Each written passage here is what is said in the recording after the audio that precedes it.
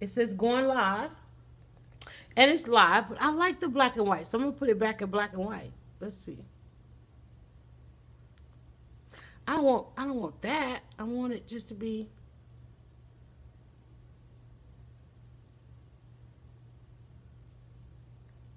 And I see a more button. Okay, there's another. You can continue to share. Oh, one thing I really love about the YouTube live, it has a mute button. But I don't like this right here. So let me go back. I had just a basic black and white. Where did I get that from? Silver screen.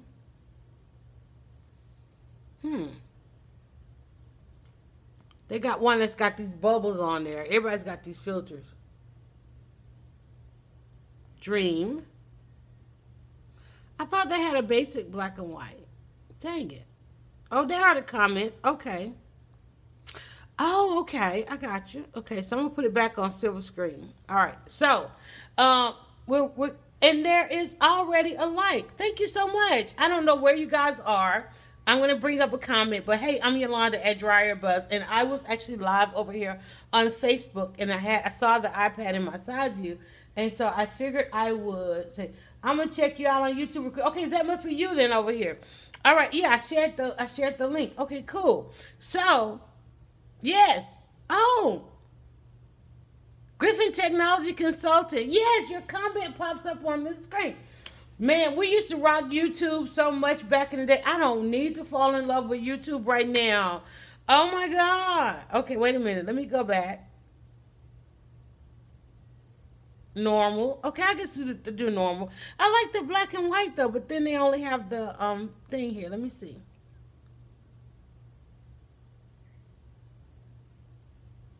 Oh, that 8mm is cool. Oh, okay, we'll do that. We'll do that one. That's a wider shot. And it's got a little bit of a red tone to it. That's fine. But is that going to irritate you guys while you're watching it? Okay, we'll let it run. Hey, guys, again, I'm Yolanda at DryerBuzz. So what I'm going to do is I'm going to bring up the comments and show live chat. So I'm going to show the live chat. Because one thing about YouTube is, and I probably... Oh, okay, I guess it just pops up on the screen. It's not appearing anywhere else. Okay, good. All right, it does say so chat. So when you guys make a comment, it scrolls across the screen. Limited time, I guess, and so forth. All right, so I'll keep that running inside. And basically, I just wanted to turn this on because, like I said, I'm trying to get used to being live again. And I'm actually working on a blog post. And so YouTube, you guys, let me see if I can swing you around. See, as you can, no, where is it? Wait, where is it? You can't see it. There it is. All right, so there's that camera. And then you guys will be here with me. And then on the other side over here is my desktop and podcast stuff as well. Okay. Okay, good. All right, so what we're going to do is, and I guess I'll monitor you guys over here on, let me see. I want to try and monitor it all. Let's check it out. Let's see what it looks like. Let me see. I'll push you guys back a little bit. There. Okay. So, one of the things I came in doing today, everybody, and this is why I don't like to multi-stream, because I like to give my full attention to one stream. And, you know, you guys feel better than that. It's almost like nobody wants to be the side chick, right? So I am, and you know, and my kids watch YouTube like religiously. So what I'm doing, look at the gray hair. I got to go get my details. I got to get to the barbershop. All right. So what I'm trying to do is get used to being back into the live space. Okay. I got to put this on the regular thing because it's killing it's gorgeous, but let's see, beam. Okay. What does that mean?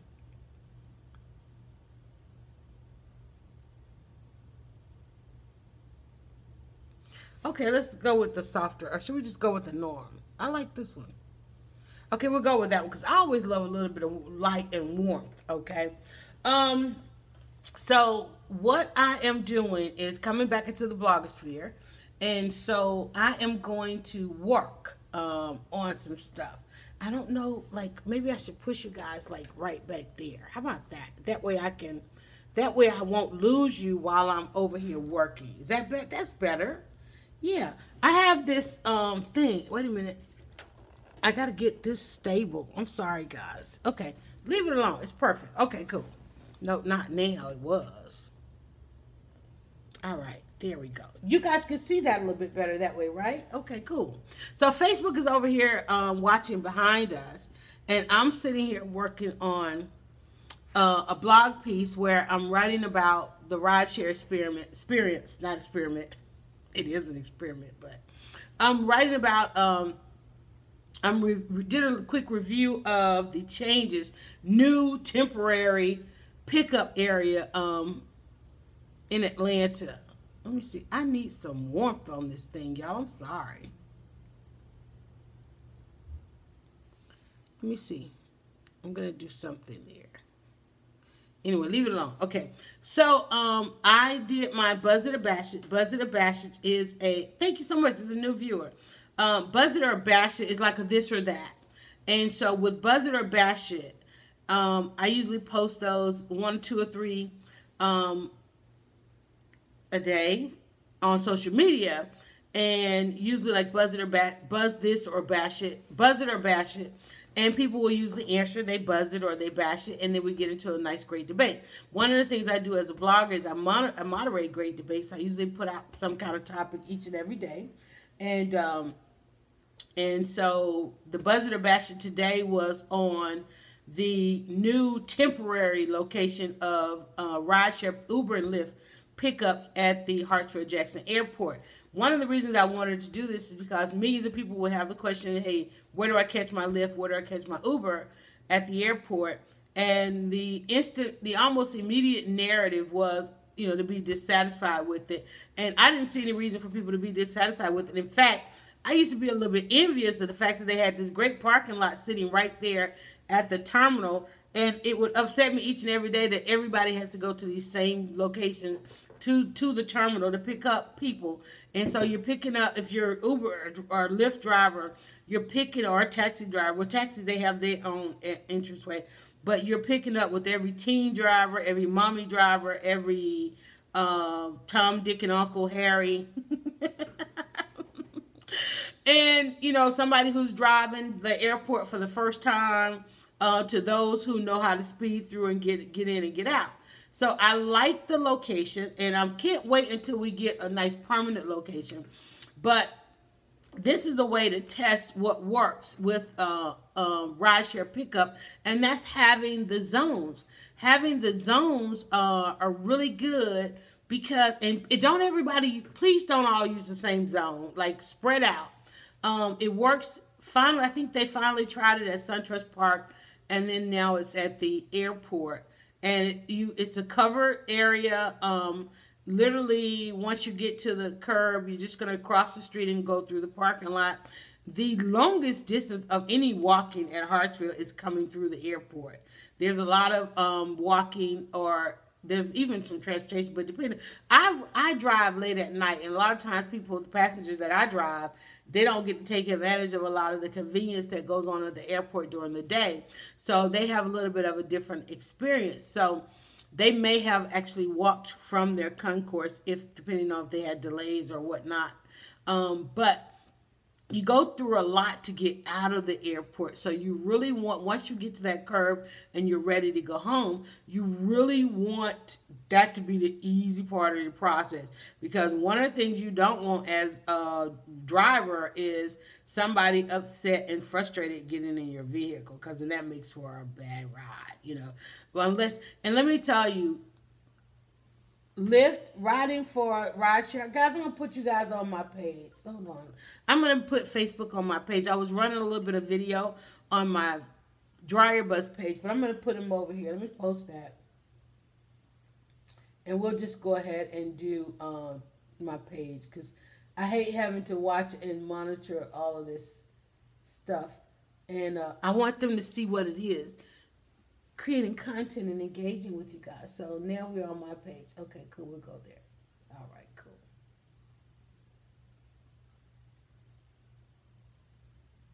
And I'm just going to put DryerBuzz, because a lot of times you'll start out with an agenda to talk about, but you'll then end up talking about a number of things.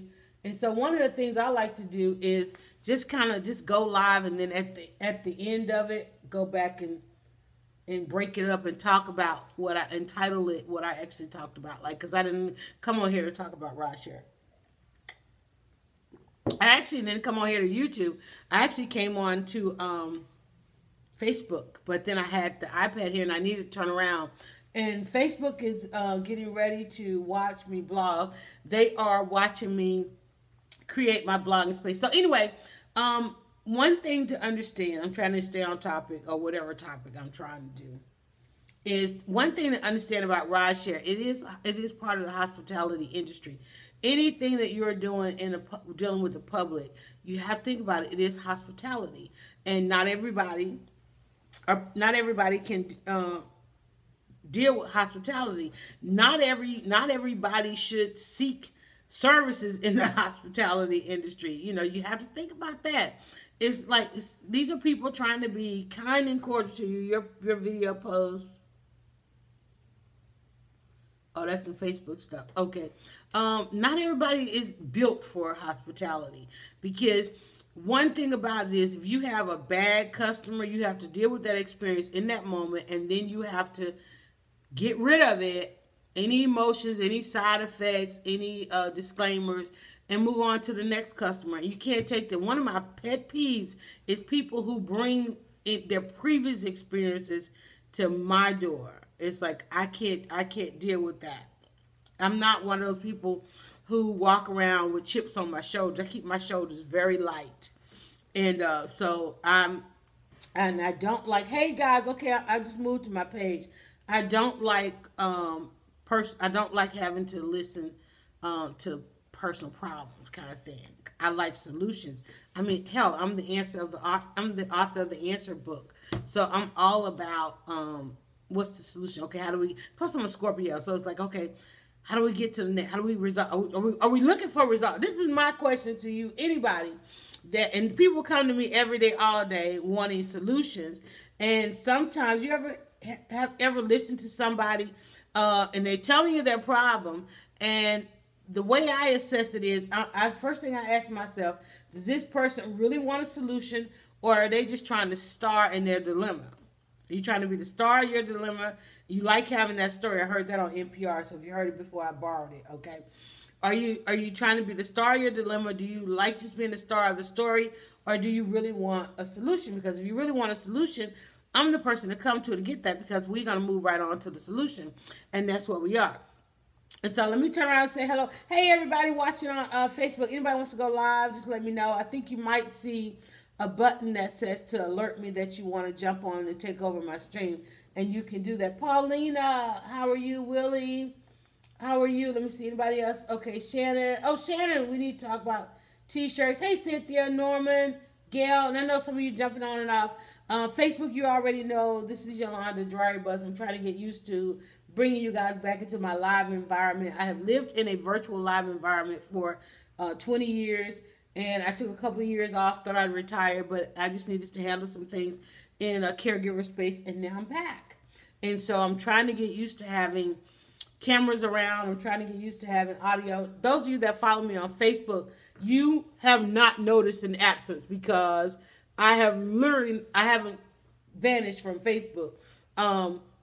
But for those of you on YouTube and on other platforms, people who have missed my presence at different events and things like that, I've been out of those spaces, and so I'm going back into those spaces. I'm getting ready to work with some professionals on putting together some pitches and so forth. Got to monetize all of this. There's no reason to do it if we don't monetize it. So I'll be working on that as well. So getting ready to go into the 16th year of doing this as DryerBuzz, as DryerBuzz.com. As a matter of fact, Breakfast with DryerBuzz returns in about 15 days. DryerBuzz, we partner with John Rick Salon, and so Breakfast with DryerBuzz. So on Friday, tomorrow, you will see me posting a lot about Breakfast with DryerBuzz, because got to get those tickets sold. All right, so YouTube, we were talking about rideshare, we're talking about hospitality. The thing to understand again about rideshare, Uber, Lyft, any of the other services, they are part of the gig economy, but also very much a part of the hospitality industry. And what's happening right now with the gig economy taking over the hospitality industry, and the reason why I say that is because it's one of the easiest industries to do that. And why is the gig economy taking over the hospitality industry? It's simply because it's not quite time to fight corporate America. But on an individual level, it's the access is nominal, meaning that the barriers to there are no barriers to access, which is probably why a bunch of white males are marching with tiki torches, because they have not been able to put any barriers on this economy. They cannot impact this ecosystem. Everybody can equally compete. Everybody can equally participate in what happens. And if you are somebody out there trying to exist as a supreme being, you're probably going to have a problem with that, and that's probably what's going on. Okay, so that aside, because we're not going to get into that as a debate, but the thing to honestly understand about it, meaning that there's no barriers to it, is that everybody can offer something in a hospitality system. You can decide that you have some type of service that you can offer to people. Yes, there are a number of apps out there that facilitate this, but even if you don't want to use those apps, you can go up and above or around and under those particular apps. And blogging was one of those, meaning that if you couldn't get, a book or something published, if you were going to do some type of study, if you wanted to, whatever voice you wanted to be, you could do that by joining the blogosphere. Everybody could do that. And so that's pretty much some of the popularity with social media, is everybody wanted to harp on that moment. Okay. So then came, apps like the free apps that allow you to freelance. And from freelancing to hospitality, those who are doing very well on such apps as home sharing, vacation sharing, Airbnb, and things like that. And then came transportation. Now, transportation has since been a major problem globally forever. And what grew out of transportation was that in all of this, there's always an underserved. There's always, in everything there is, I'm turning back around to you guys. Y'all got the blog. In everything there is an unmet need, okay? If you solve a problem, you can pretty much create a lifestyle for yourself around solving that problem. And so in everything, in transportation, starting with taxis, there was an unmet need. There was an underserved need. There was a premium need, right? And so in the unmet need, there was a population who couldn't catch a taxi. There was an underserved need, meaning that transportation solutions didn't exist everywhere. So that's what grew ride sharing. Now, ride sharing has been around forever. I took ride sharing as a young mom with my kids when I didn't have transportation and I didn't want to be on public transportation. What young single mother wants to be on public transportation with her baby? So there were in some places, y'all call them gypsy cabs. Here in Atlanta, they were like these older retired gentlemen, men and women, I guess.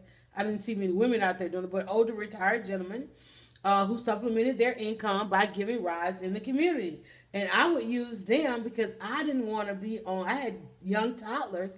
I didn't want to be on public transportation trying to get around the city with my little ones. And I can go from door to door using that. And so basically, that's really what all Uber and Lyft is like you're able to hail a transportation no matter where you are.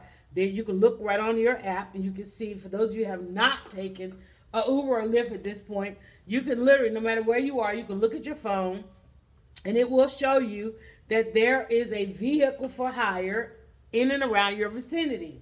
And very affordably, if you would like a transportation, you simply You don't have to call that person. You don't have to worry about what race you are. You don't have to worry about what gender you are, what height you are. You don't have to worry about what nationality you are. You don't have to have all of that anxiety about transportation. I love that look right there. I'm making a movie. You don't have to worry about all of those things because it was a system created to serve those who had anxieties about calling up a taxi driver who's probably going to cuss you out at the end somewhere in your route. You know, and taxi drivers are trying to figure out, like, what's the problem? Y'all, what a problem, right? And so, or the taxi not coming on time, or, you know, not coming at all. You know, I mean, there was a lot of things. And here in Atlanta, we didn't have a city where you could just go to the curb and hail a taxi. You know, they didn't just ride around. You had to call one. You had to wait for them to be able to come to you and so forth. So that's why in this there was an unmet need and an unserved need and an underserved need, and then there was a premium need. And so ride sharing, both Uber and Lyft and others, because there's several others in Atlanta. I'm Team Lyft, and Uber is there. And I think there's right now a third one just hit the city, and I'm trying to remember. There's also a black-owned one. There's one now coming because a lot of, like, right in about a couple of hours, let's see, it's 2:16, about from 4 to 6 p.m., there's a real push. A lot of parents are using them to pick up their teenagers because there is an age limit, so please stop calling a Lyft for your elementary school kids or your younger middle school kids. There is an age limit for kids. But there is also a ride service that's coming to deal with those younger ones that will, you know, service those needs. Because in everything, hey, Felicia, in everything, hey, Tanya Quarterman, in everything there is an unmet need. So all you have to do is look for that unmet need, and that's where you will be able to find a way to kind of build what you need to build. So I started taking it because I was unable to continue working, going into the caregiver space, and I had to take a leave from work, and I'm like, okay. And then I literally had to take an extended leave from work, and then it's like, okay, you've exhausted all your leave. And I was pretty much at the time financially set because I had other things that I could take a break and, you know, go into that caregiving space. But then I needed to downsize in order to be in that go into that caregiving space. And so I started using Uber and Lyft to cut back on some other expenses, mainly a car note. We had a number of vehicles, and I was like, okay, something got to give. I'm at home taking care of my mom. My car is just sitting there, so we downsized a little bit. And then it says, I'm a trucker, and Uber just got into freight business. Yeah, I heard there's a number of people in the freight business, honey. And this is what we're talking about. You need to watch that because it's happened. We've been here before. It's nothing new. It's just that now everybody has a way of finding out about stuff. So it seems new. Like somebody said something the other day. They said, well, since Trump. And I was like, no, it hadn't been since Trump. It's been forever. It's just that since Trump, you're more tuned into some things that are going on. So what I decided to do was, I remember we downsized one of the vehicles. We had a driveway full of cars. I wasn't driving. I'm working from home. I'm taking care of my mom. So we downsized one of the cars. But then my son, traveling, wanted to purchase another vehicle for where he now lives. So I said, well, instead of getting rid of that car, I'm going to move from riding Uber and Lyft. I'll go ahead and start driving, because a friend of mine said, well, a lot of teachers drive, and they were going back to school. A lot of opportunity to make money, and it is a good way to make money. It's a good way to supplement your income. It's even a good way to replace your income, depending on how much you were going to drive.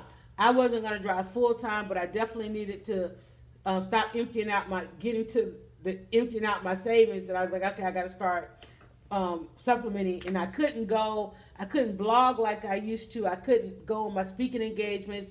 I couldn't travel, so I didn't have that other money coming in. And aside from that, I needed to get out and be around people because I mean I was at home every day. When you work from home, and some of you like this is me blogging, but a lot of people now work from home. When you work from home, you're pretty much tied to this. You got to, those 8 hours you used to spend at work, you have to spend 8 hours now and in this space surrounded by this and no sound, nobody to talk to, whatever. So I said, let me try it, and I decided to try it, and I thoroughly enjoyed it. I thoroughly enjoyed it. Meeting people, new people. Being an Atlanta blogger and knowing everything about Atlanta, it just ended up being a great asset. One, I could drive truck. People like, what do you blog about? Everybody wanted to know what I blog about. That people were going to the website. I ended up getting like even major interviews out of it. Oh my God, there's so much. I can't even tell you about all the experiences. I mean, just meeting people and being able to free my mind from having to deal with all the medical stuff. That stuff it's like, oh my God, I can't even explain all of that. I have done videos on that. No, I really haven't blogged about what it is to be in a caregiver space. I haven't really blogged about that.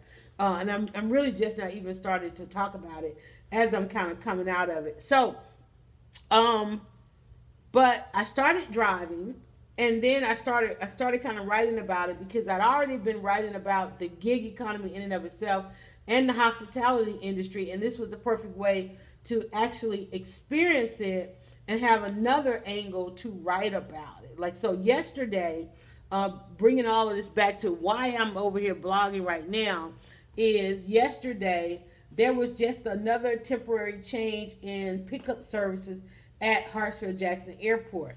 And I went out and tried it, and I noticed the narrative going one way, because it's like today, all of it, everything initially is always what people don't like. There's always the negative side to it. And I was like, well, that wasn't my experience. It was actually positive, because as a driver, if you drive any of these airports in any of these cities, towns, countries, whatever, you hear the same thing, how long it takes to get to the passenger, the confusion of trying to find your passenger, the confusion of trying to find your driver. And yesterday I was more than pleasantly pleased. It surpassed my expectation. I only did one ride because yesterday was actually my off day. I don't drive that. I only drive airport on Thursday nights and Sundays. And so I went out and they sent out a video. Here's what it looks like. Here's what the route looks like to get to the passenger. And as I went in, I loved it because it takes you away from having to go to the terminal. Sitting in that terminal traffic is a nightmare and a half. Hey, Tiffany, sitting in terminal traffic, when you turn that corner and you see that gridlock and you know it's going to take you 15 to 20 minutes sometimes to get up in there, to get your passenger and get going. And then they're calling like, I see you. It says you're not moving. I'm not moving. I'm sitting in this mess. You try to get them to go meet you somewhere else and da-da-da. So, and the passenger said, I asked the passenger if they felt inconvenience having to come to the parking lot. And they were like, first of all, with Hartsfield, you already have to go a long way. Once you come off the plane, you have to go a long way to get to the curb anyway, right? You got to take a train, and then you got to take escalators, and not to mention the moving sidewalk. And then you get to the curb, taking a few more steps to cross the street, and not even the street, just cross the terminal, into the parking lot is the easy part. And not only that, the drivers, we're not sitting there waiting. We pull up. When you request a ride, your driver then comes from a staging area into that, pick you up, and you guys are on your way. And what I loved about it is I think the rides went faster. Because we don't have to get in that traffic, the pickup was faster. And we were on, I can't say anything about it, anything negative about it. The only thing I was like, wait a minute, that means we have to go into the parking lot, which you have to get a parking ticket.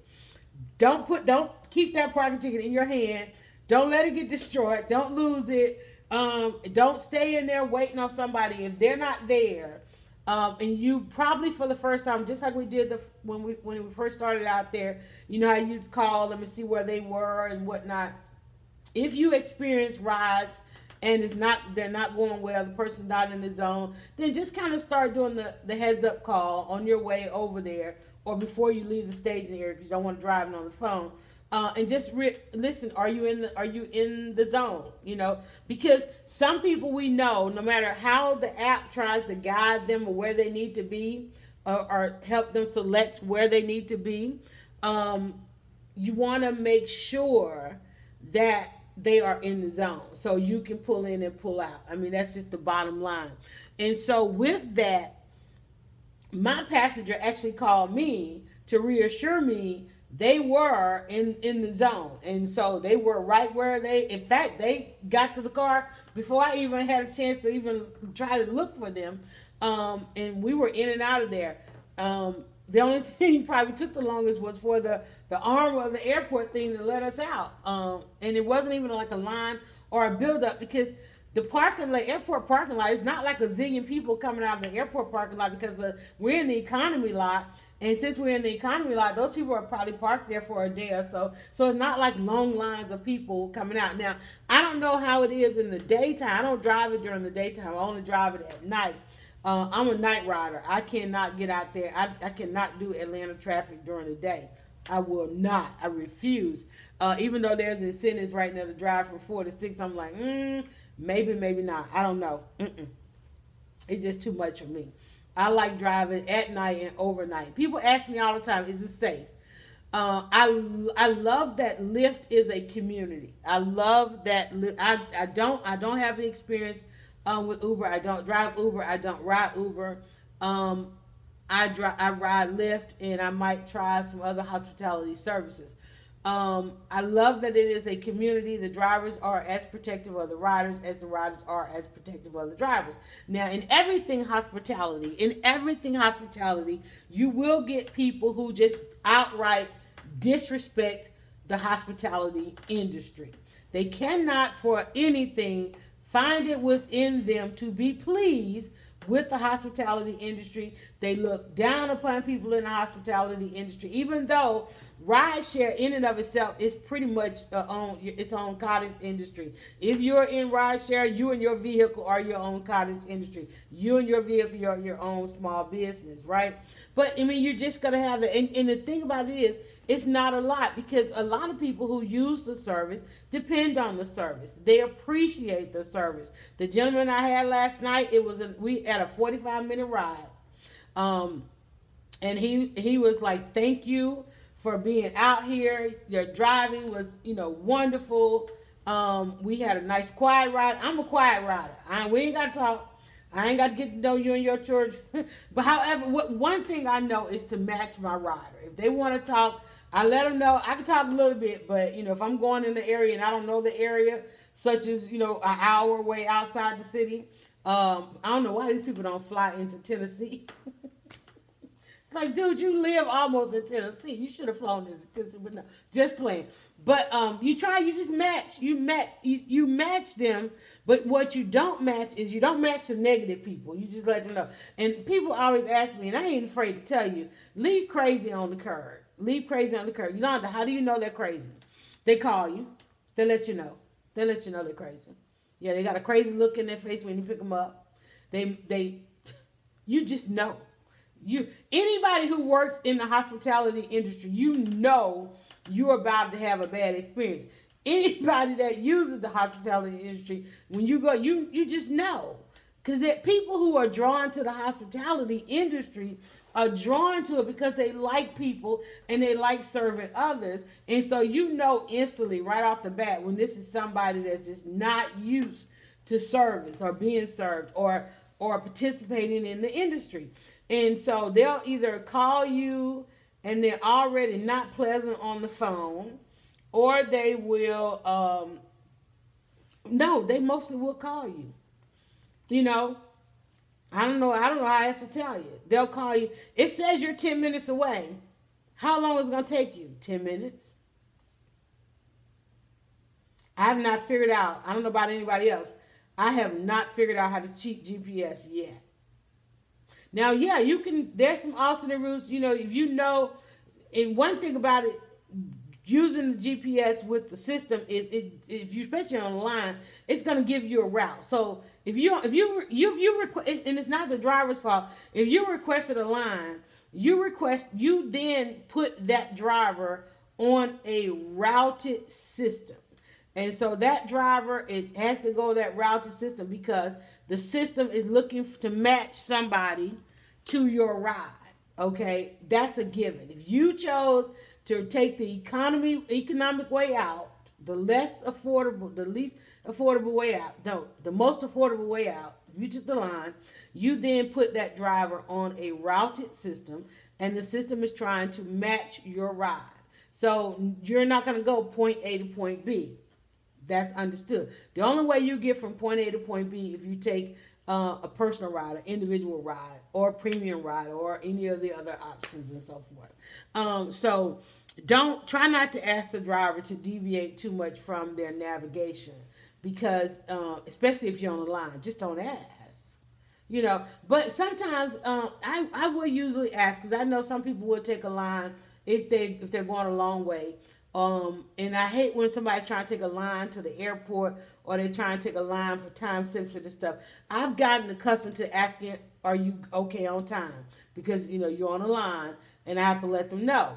And if they, you know, if it's picked up one person already, you know, and then you can tell they kind of getting a little anxious, not necessarily huffy puffy, but they're a little anxious. Then I ask them, are you good on time? And they'll say, well, you know, because the system will, if you're going the longest route, the system will still add people on throughout your route. So I usually ask, and I don't mind if they, you know, if I've done some another passenger, you know, I'll try and accommodate them. I'll put it that way. I'll try and go ahead and accommodate them. But other than that, I mean, it works. I think in all things, not just rideshare, we have to allow the system to work. You know, that's the larger part of it is let the system work. Guys, in the background, if you're jumping on, I'm on my personal Facebook page, and I'm just trying to get back used to live streaming. So I'm letting you watch. Hey, that's my dad on. And Laquel, how are you? I'm just kind of let you guys watch me as I rebuild my workspace and dusting off all of my equipment, getting back to blogging full-time. As I went to a 80% kind of caregiver, 20% blogging, even though you guys didn't miss me and there was no absence to Facebook, it was absence on YouTube. This is YouTube live running right here.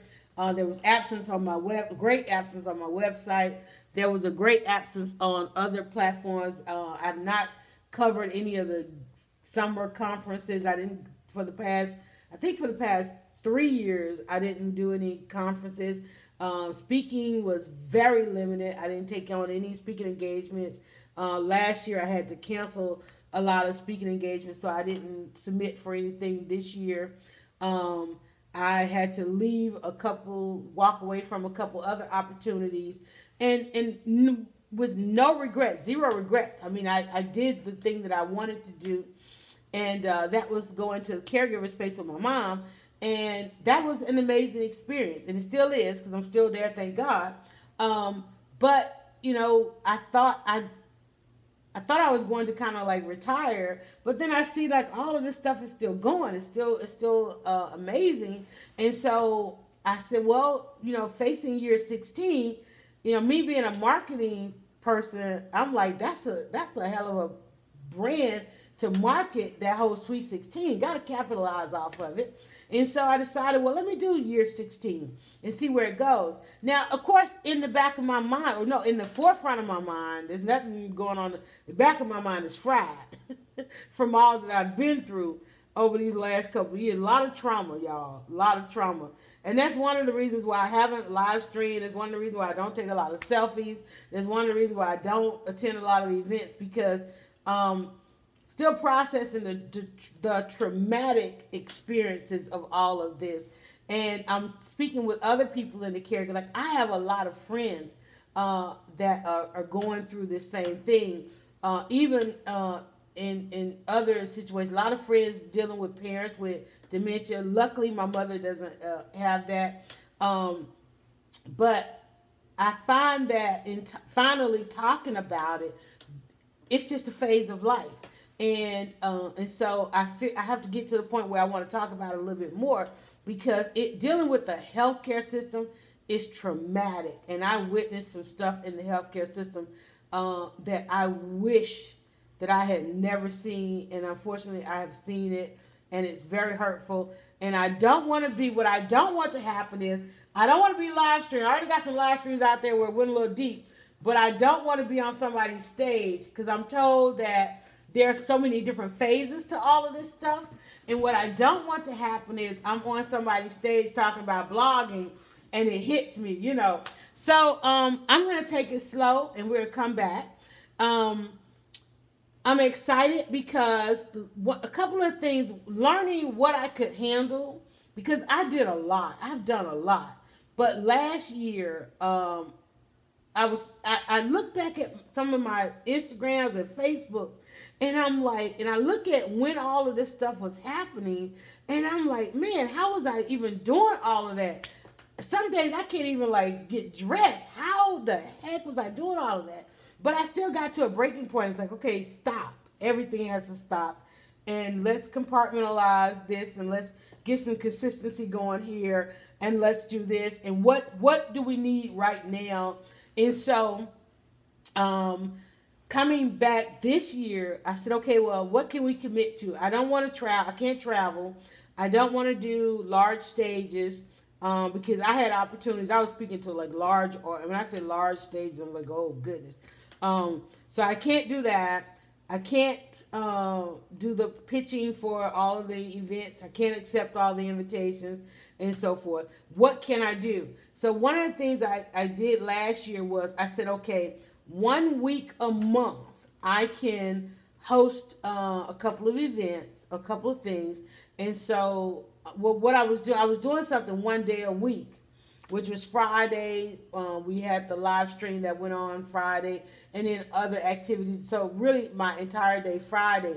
But what people didn't understand was, even though we were just on Friday, it still took all week of planning all of that, booking guests, getting people to the various locations, making sure I had content, pre-promotions, post-promotions, all of that stuff.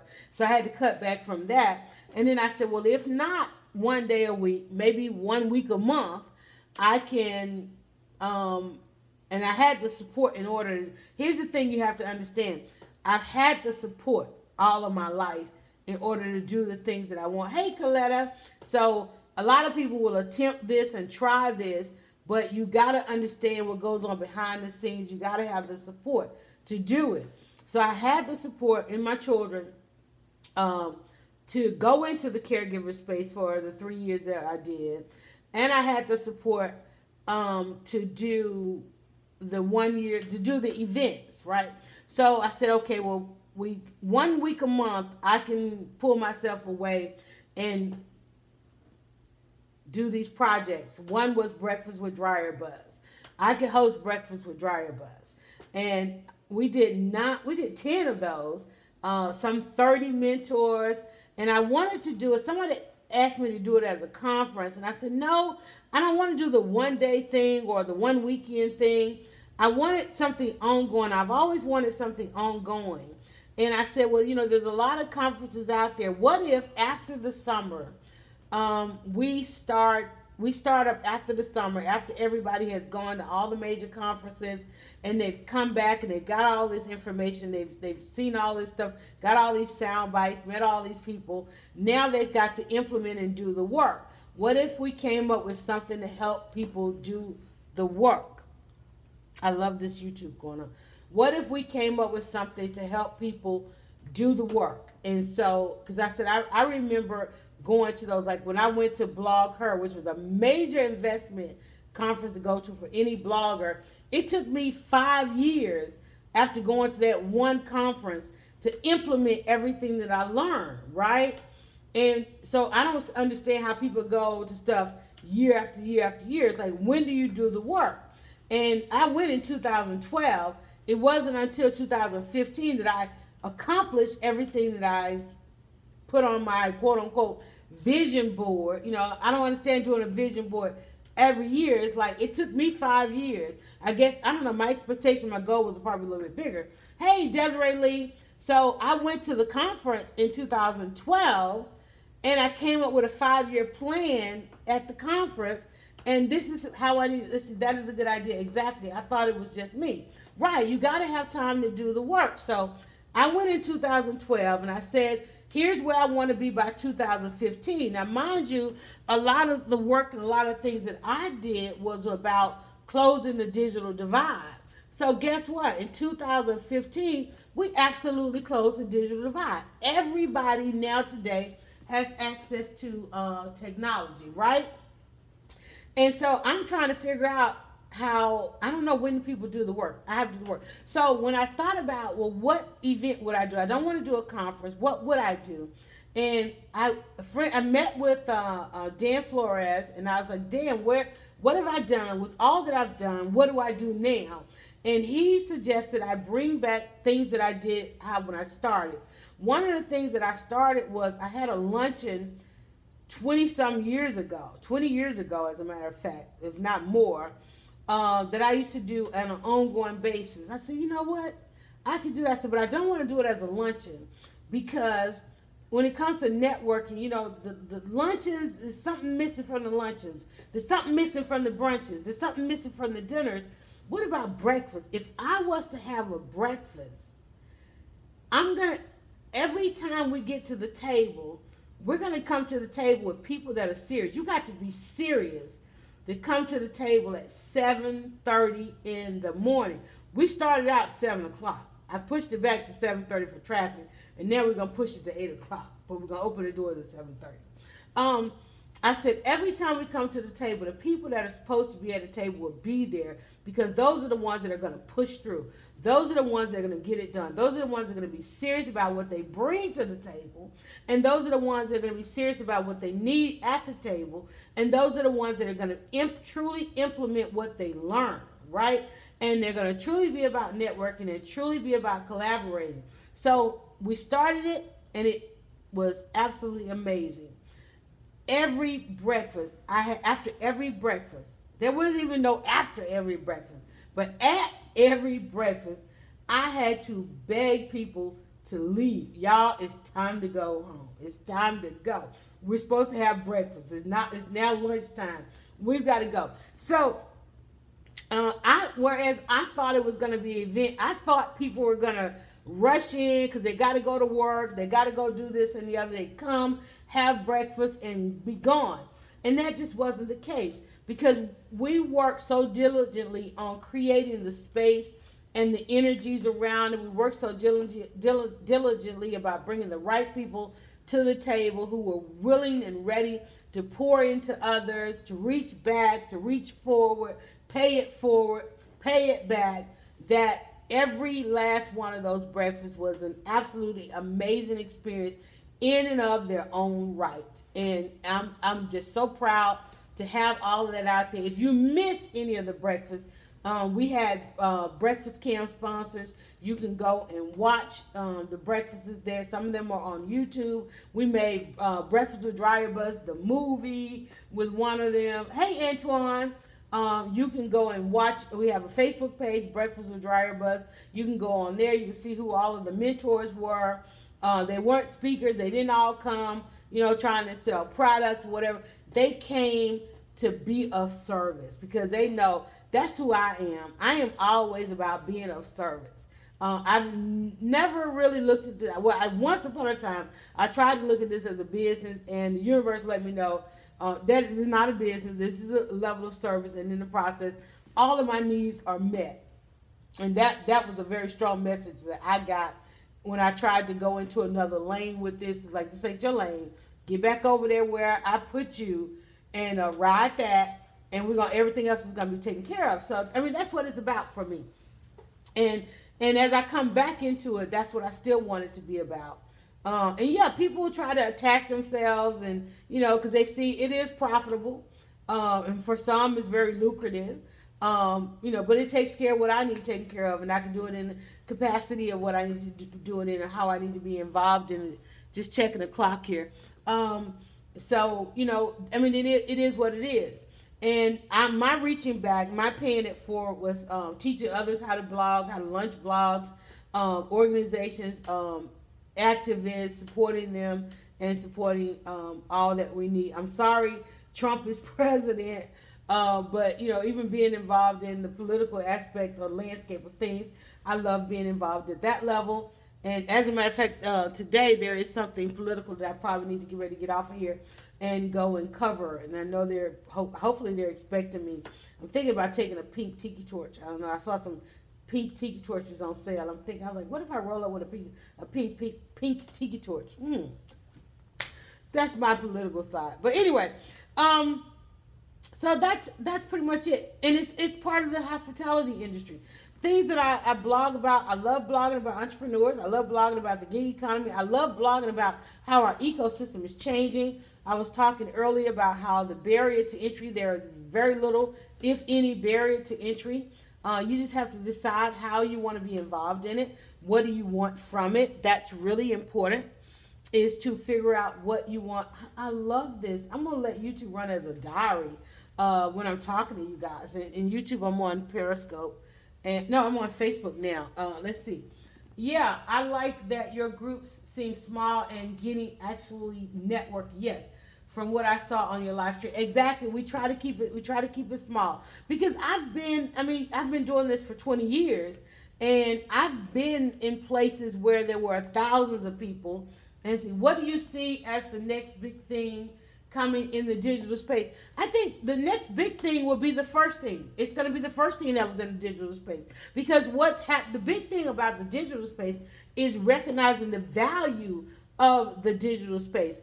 DryerBuzz.com was one of the first digital publications about Atlanta.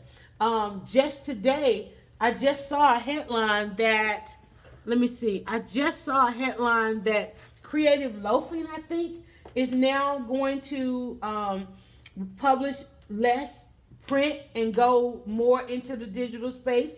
And I mean, it's so funny because that was happening in in the 90s.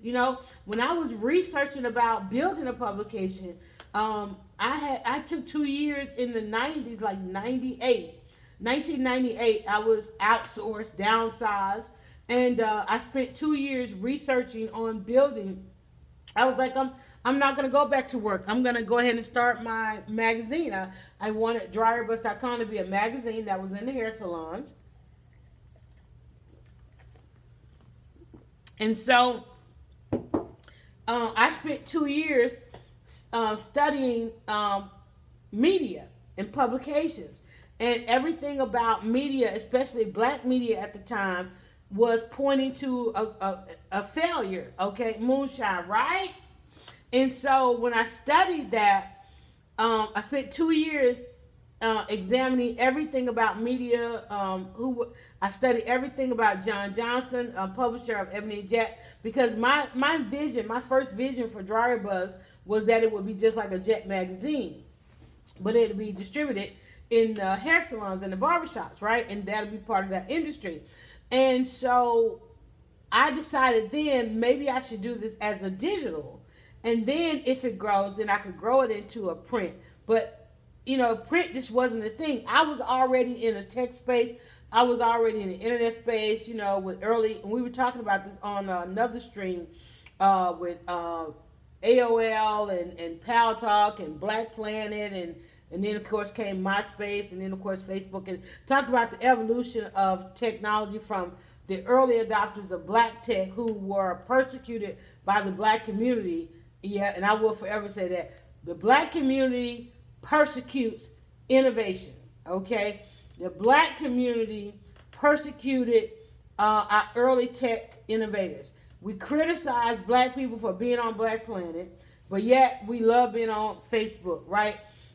And I said each and every day that Mark Zuckerberg, what he is building from what we call the Tech Bible, and he's able to go back and read the Tech Bible and see where all the plagues were and avoid those pitfalls. And one of the pitfalls is, what do you think of Periscope? Still good, or Facebook? It's different audiences. I just did streaming all morning on Periscope. Periscope is still that platform that, there are no walls. There are no time zones. Facebook is still limited to who they're going to allow your video to be seen by. Whether your friends list is Black Planet still a thing? It is still a thing. As a matter of fact, it is now part of Radio One. Radio One, Black America Web, TV One, they all use Black Planet as a platform. So if you still have your Black Planet login, or you can go restart your Black Planet login, they use it incorporated with their platforms. So yes, it is still a thing. And somebody had a meme. There was a meme out that came out a couple of years ago, said that MySpace had us coding and we didn't know it. And I answered that meme and I said, no, Black Planet had you coding and you didn't know it. MySpace Columbused you, stole you from Black Planet. But what murdered Black Planet really was their efforts to monetize. And because they monetized with pop-ups, the pop-up made the platform just unpopular. It was real difficult to use. You know, and after the pop-ups, there came a lot of viruses and things like that. And we didn't have, you know, and plus you were on dial-up at the time.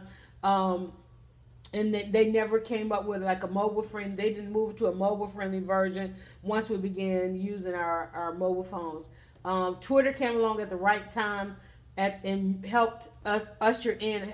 Twitter is the one app that really could credit themselves for closing the digital divide, because it was the desire to use Twitter that made everybody migrate to a smartphone. From 2006 to 2010, everybody went from a regular analog or whatever, flip phones or razor phones. All of those, the transition of phones came with the onset of us falling in love with RSS feeds, right?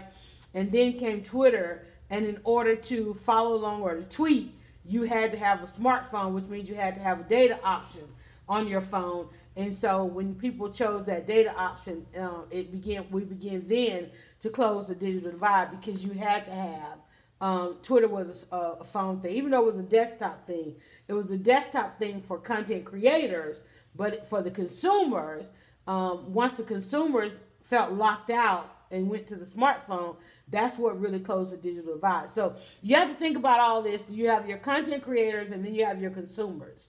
And you have to be able to separate the two. And a lot of times the consumers will try to enter into a conversation with the content creators, and they'll make the content creators feel really bad, you know, and doubt their worth and doubt what they do, which usually happens in the innovation side of things.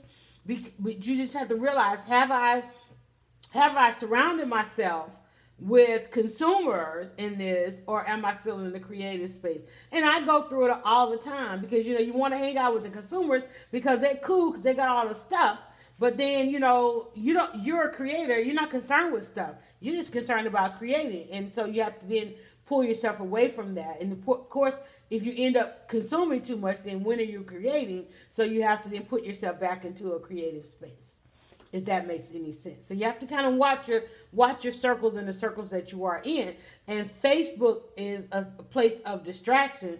So, you know, if you're on Facebook and you're creating, you have to make sure that you pull yourself out of the consumers. Like, everybody's out there talking about this, that, and the other. Well, one of the things I have to say to Yolanda is, Yolanda, you're buzz. You're not news. News is what has happened. Buzz is what will happen. So while you are consuming some news, I can't be out there with you guys consuming the news, because I got to tell you what's coming next. Somebody just asked me, what do you see what's coming next as far as the digital space? I got to know what's coming next. And what's coming next is what we already have. It's people like myself coming back into the digital space. I had a YouTube channel 10 years ago. I was putting information on YouTube 10 years ago when we only had 2 megapixels. I go back and try to watch my old YouTubes. You can't even, like, what was that? What is that, a person? You know, because you only had 2 megapixels trying to do these videos, and you look at them today, you're like, but they're still popular videos. You know, I did an interview with Bumpy Johnson's widow in about 2009, 10. When did that movie American Gangster came out, right? And that video is, people still watching that video every day, and they still commenting on that video, and I still get a YouTube check for that video, every so often, right? Royalties, and see, that's the thing about these platforms. There's still only two major platforms that's writing checks. Facebook is not doing revenue share. Facebook don't write checks. Instagram don't write checks. So you still have to use those platforms because they are platforms of influence, but you have to make sure you monetize them in other ways.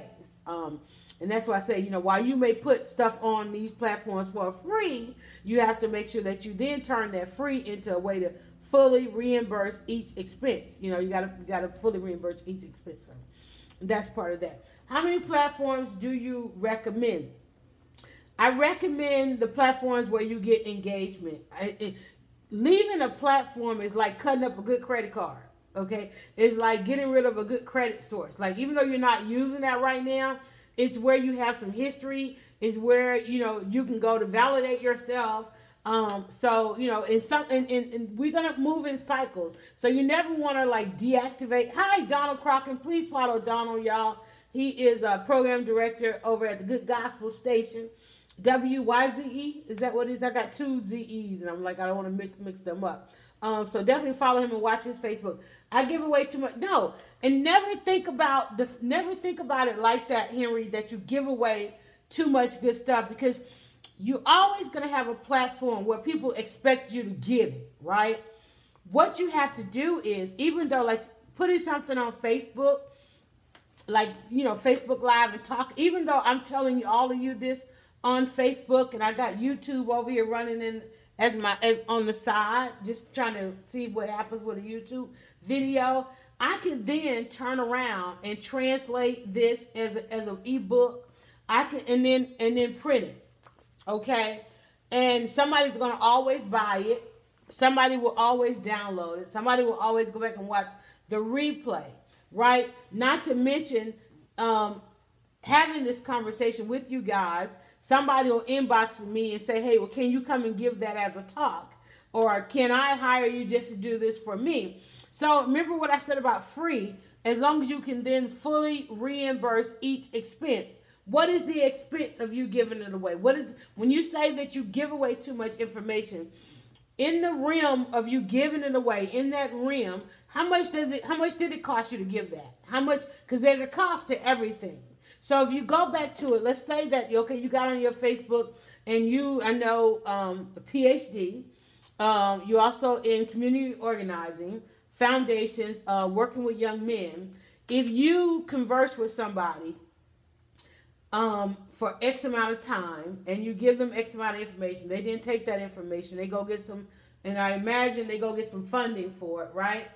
One, you can then monetize that, because hey, that's credibility for you. Normally, they would come to a workshop to get the information. Now, is it a free workshop, or you mean instead of in the realm that you gave it away, they would come to one of your workshops? But in the visibility, in the fact that people witness you in the one realm, do they then pay you to exist in the other realm?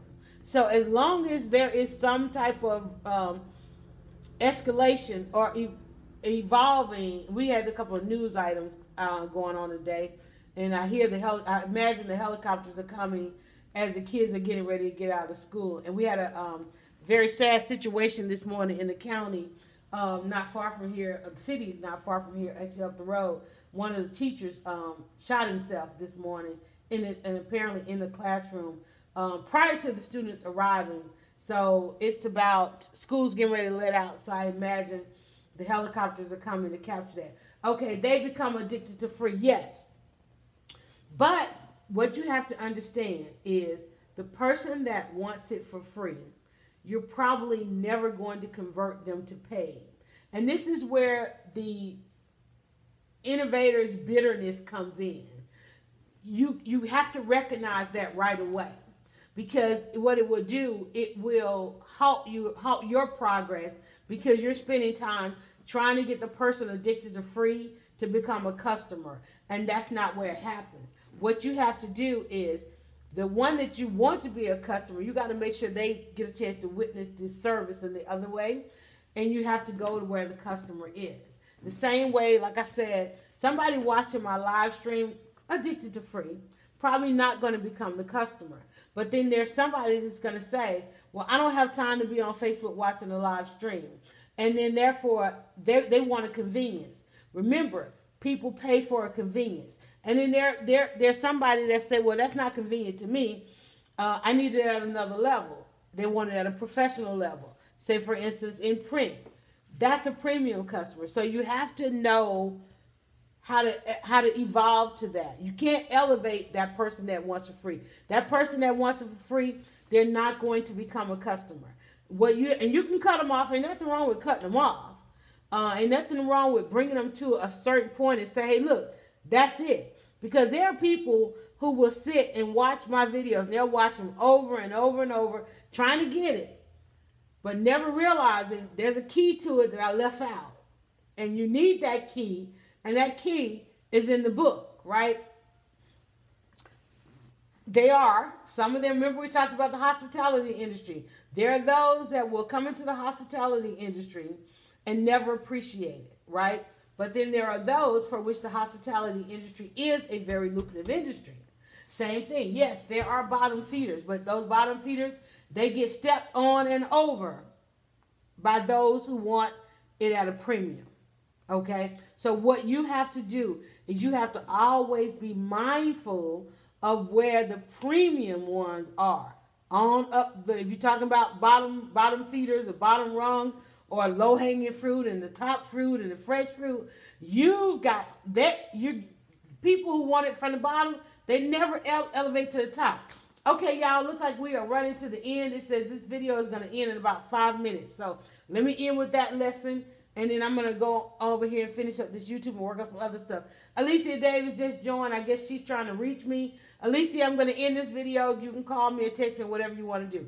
Okay, so understand that. People who want the low-hanging fruit or the bottom feeders, they never elevate, right? You have to evolve to those next levels. You have to evolve to the middle rung and to the top rung and get to your convenience customers and then your premium customers, okay? Stop spending time. Don't let that bitterness seep into your plan, and just stop trying to feed them. You can't. I'm going to get a haircut so my next video over here will look great. All right, my daughters probably want to know what I want to eat. So I'm going to get off of here so she can ask me what I want to eat so I can get some dinner and so I can get dressed. A very wonderful event taking place. I think today is Thursday, and I think the day of the event is the Women's Suffrage March. It was already scheduled before the Tiki Torches people went out there. But in Atlanta, and I think it's today, a reenactment of the Women's Suffrage March is supposed to be taking place, as well as I think it's a amazing, great debate to happen after that. I'm going to try and get inside the city, but I'm pretty sure there's a lot going on. I got to go figure out what's all going on. Thank you guys for watching. As I continue to work, I'll probably create a video, just let it run, because I'm trying to do all of this stuff and get back used to it. Hopefully everybody got something great out of this. Great stuff going on. You can follow me at DryerBuzz. My Facebook is public, so I never know if these are friends watching or if Facebook has just invited other people in. If you aren't already following, click that link, add a friends list. 2 minutes and counting. I love that. So I'm going to get ready to go. And I hope I have answered some of the questions that did pop up. I hope I answered those very well. I love this. Over here on my side, I was testing out YouTube Live, so I'm going to go back and stop that and see what happens. I love that. I have 2 services now created, 2 different channels for them. Certified Customer Service Home is that good. 2 different channels. We have to talk. And let me know. Certified Customer Service. Yeah, inbox me. Let's talk about it. Because I'm not getting the full in that statement. Okay? But inbox me, or either we can continue to talk in this post. And I'll come back and we can have a little bit more dialogue. All right, guys. Thanks now. Bye-bye. All right, YouTube. Thank you so much for watching. And God, we did an hour on here. I was, again, just testing out YouTube Live. I don't want to, I'll reintroduce myself. I'm Yolanda at DryerBuzz. Coming back into the blogger space and plugging up all of my devices, dusting off everything. And I decided that I would let YouTube run in the side. So that was an interesting shot. So what I'm going to do, let me post that one. And I'm going to save and post this one to see what the engagement has been and what happens with it as you guys watch on the site. Working on the office space, getting the blogging space and everything done, getting ready to go back to work. Back to work, blogging about Atlanta, how to use social media for business. I'm also an author of 27 Answers to Create Buzz. After 16 years in the blogosphere, the number one question people ask me all the time is how do I create a buzz, number one, but how do I create a blog? How do I use social media for business? And those are answers that I provide. I manage and am the blogger and editor at DryerBuzz.com, which is the blog about Atlanta and more.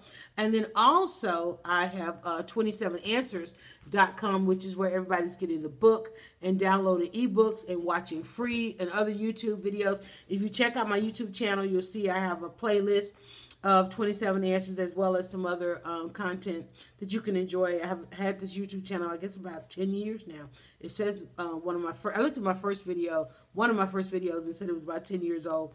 So I've been on YouTube a while. Got the gray hairs to prove it, apparently. So, but I got to go get this day started. Well, no, the day's already started. I got to switch hats, basically. So look for me to go live some more on YouTube as we go into the fall and an exciting season. So with YouTube Live being now back and mobile friendly, we'll be bringing you guys to breakfast. And that is Breakfast with DryerBuzz. Look at me reaching for the mouse. All right, guys, have a great day. Bye.